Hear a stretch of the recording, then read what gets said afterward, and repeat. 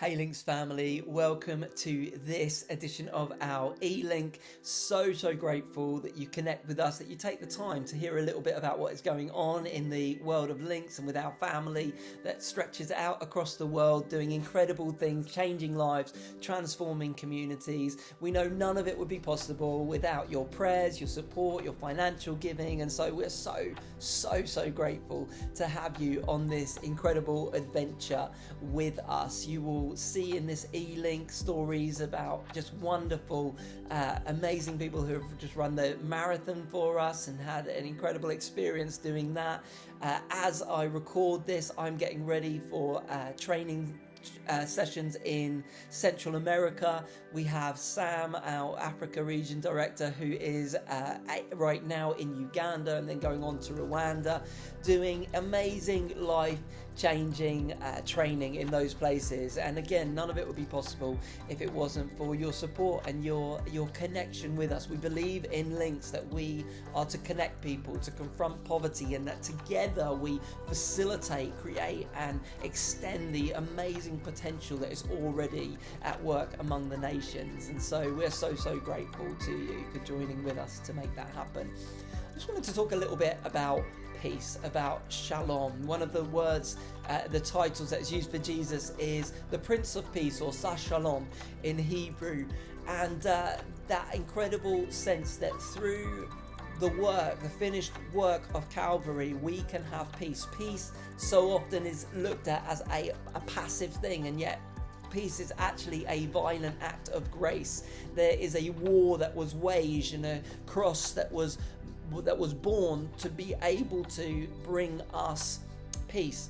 And we live in an age where I think fear and anxiety and concerns have exploded like never before. I mean, we are still in a recovery process from a global pandemic that raged across the earth, and then followed by wars and conflicts and natural disasters that seem to have just come in a relentless flow upon us. And this has been so challenging for so many people, and I know that so many are still massively struggling, and the communities that we work around the world have been impacted in such a extreme way.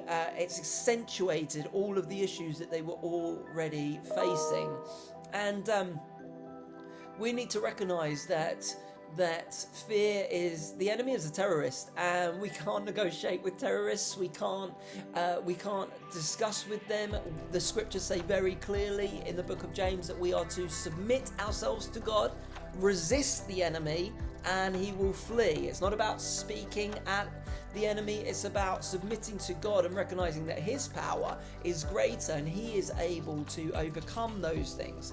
I love what Jesus says in the book of John. He says, I've told you these things so that you may have peace. In this world you will have trouble. He doesn't hide it. He doesn't sugarcoat it. God speaks to us. He warns us, but ultimately he reminds us that he has overcome the world. He says, but be of good cheer. I have overcome the world. So we can't stop at trouble. Yes, of course, we know if we stopped at that part of the verse where it says, in this world you have trouble, we could all be like, well, there you go. See, it's always going to be really difficult. There's always going to be trouble. But that's not where that verse stops. That verse stops with a declaration from the Prince of Peace saying, but be of good cheer. I have overcome the world and all of its issues, all of its problems, all of its fear, poverty, anxiety, oppression, injustice. I have overcome those things. Hebrew and Greek, they're very pictorial languages, and the word for be of good cheer is the Greek word phaseo.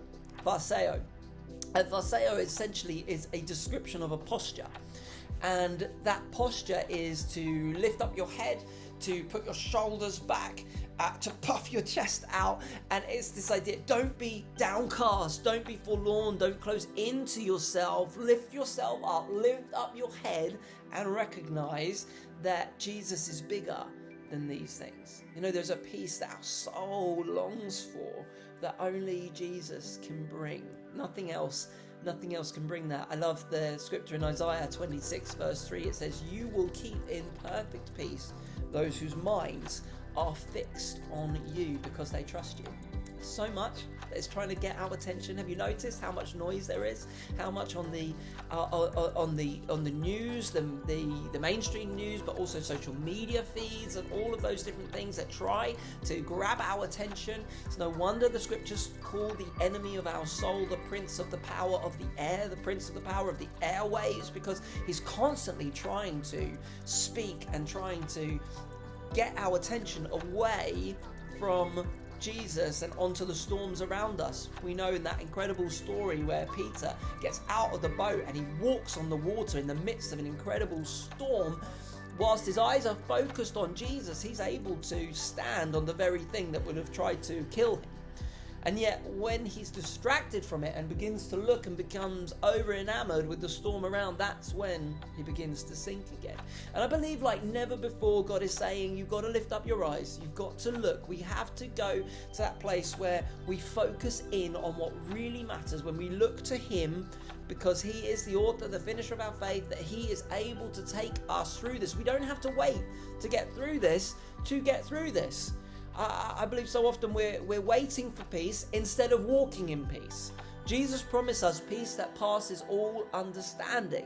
That means that the peace of Jesus goes beyond what we can actually understand with our minds. And that's because peace is a spiritual force. It is a facet of the fruit of the Spirit. When we are rooted and grounded in the Spirit of God, peace is a supernatural force that comes where we can sleep like Jesus did in the middle of the storm. It doesn't mean that we are denying that it's there. It doesn't mean that we don't believe in its existence. It just means that we believe that the God who says we're going to the other side is still able to take us to the other side, even if the storms are raging.